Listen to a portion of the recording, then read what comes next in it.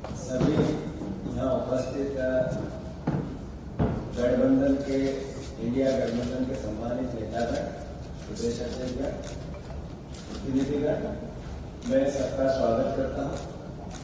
सर्वविदित है कि जिस तरीके से नेशनल स्तर पर, राष्ट्रीय स्तर पर इंडिया गठबंधन का आकार बना और उसका उद्देश्य सिर्फ देश के लोकतंत्र को बचाने के साथ साथ आम आदमी के अधिकार, मौलिक अधिकार, राजनीतिक अधिकार, आर्थिक अधिकार, सामाजिक अधिकार, इनकी रक्षा करना है।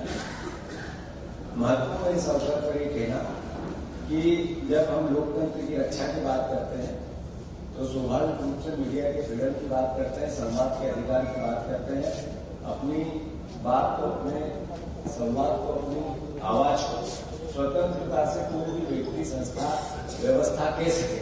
इस देश के निर्माण में सालों साल इसकी रक्षा, इसकी बात नहीं करते हैं। अब आप देखो कि भारतीय जनता पार्टी और नरेंद्र मोदी जी ने अच्छे दिन की बात जरूर की थी, पर ये अच्छे दिन थे क्या? करप्शन जो आंखों से देखा गया, एक वो जो भारतीय जनता पार्टी में वो करप्ट है, उनको अलग नजरिए से इस देश में आजकल देखा जाता है, और एक वो जो विपक्ष में जिन पे आरोप प्रत्यारोप और किसी तरह की आर्थिक अनियमितताओं के आरोप लगते हैं, उनको अलग नजरिए से देखा जाता है। वो जो विपक्ष में रहकर जिन पर आरोप लगे, मुकदमे लगे, भारतीय जनता पार्टी में अगर सम्मिलित हो गए तो फिर अल्टीमेटली जांच समाप्त हो जाती है। ये रोज बोलने वाली बात नहीं है, सर्वविदित है, आप सब जानते हैं बात को।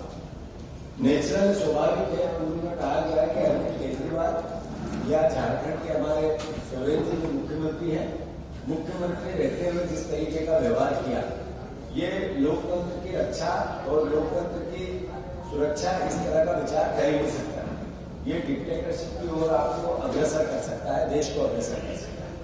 इसके साथ ही जिस तरीके से चलते चुनाव में पॉलिटिकल दलों के आर्थिक व्यवस्था पर प्रतिबंध लगाना सरकार द्वारा, या उनको सीज करना या अलग अलग तरह की क्रिया प्रतिक्रिया करना, व्यवस्था बनाना, ये भी लोकतंत्र के लिए घातक तो है, पर ये तानाशाही की ओर इंगित करता है देश के राजनीतिक माहौल को।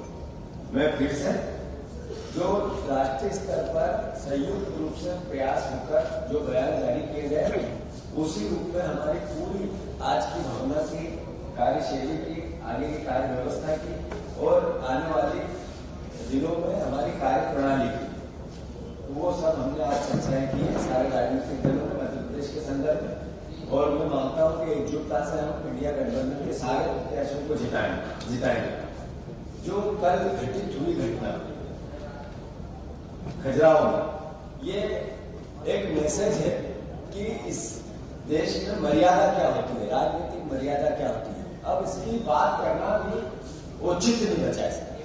एक यादव मुख्यमंत्री ने यादव महिला समाजवादी पार्टी के प्रत्याशी का अपने कलेक्टर को कहके षड्यंत्र तरीके से निरस्त करा दिया। ये एहसास क्या कहता है? ये एहसास तानाशाही की ओर देश ले जाना है, जिसका एक मैसेज देता है। लोकतंत्र में, प्रजातंत्र में निर्वाचन अधिकारी का दायित्व होता है कि फॉर्म में कोई कमी है तो नेचुरल है, स्वाभाविक है, सुधार करवाए, दिखाकर सुधार करवाए। एक फोटोकॉपी है जिसमें हर जगह साइन है, पर कलेक्टर का ये बोलना कि एक फॉर्म पे सिग्नेचर नहीं है, ये कहना अपने आप में इस बात का घोतक है कि जो फोटोकॉपी में साइन है और आप में नहीं है, वो फॉर्म हमें दे दो, दिखा दो, मीडिया को बता दो। तो कार्य फ्रीज हो चुका है। अब कोर्ट में आप जाओगे तो ही बताया जाएगा, अब नहीं दिया जाएगा। ये बताता है कि हम कुछ नहीं मानेंगे। जो छोटे छोटे चुनाव में, सरपंच के चुनाव में हठधर्मिता होती है, वो हठधर्मिता हम सांसद के चुनाव में, देश की सबसे बड़ी पंचायत के चुनाव में करें।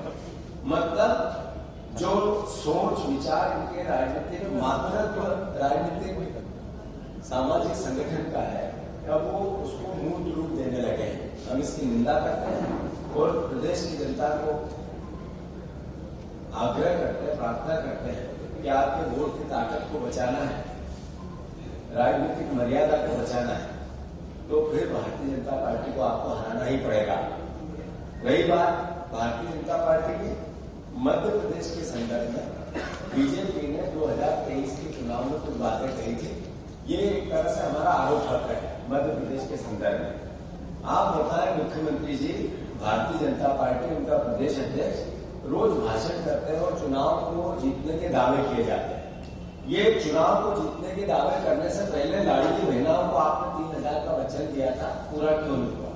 क्या कारण है कि उन्हीं बहनों को उन्होंने कहा था एक पक्का मकान, 1.3 करोड़ लाडली बहनाएं थी, 1.3 करोड़ लाडली बहनों को पक्का मकान देंगे। उसपे इस 4 महीने में एक रामायण और गीता जैसे वचन पत्र पर ये सरकार क्यों नहीं है? ग्रामीण महिलाओं के लिए लखपति बनाएंगे, 15 लाख महिलाओं को लखपति योजना के अंतर्गत कौशल विकास में जोड़ने की बात कही। एक शब्द भी इस पे क्यों नहीं बोला गया? क्या कारण है कि लाडली लक्ष्मी के कुल 2 लाख, लाडली लक्ष्मी को कुल 2 लाख देंगे, सभी बीपीएल परिवार की बालिकाओं को जन्म से 21 वर्ष तक यह लाभ मिलेगा और लखपति बहना बनेगी।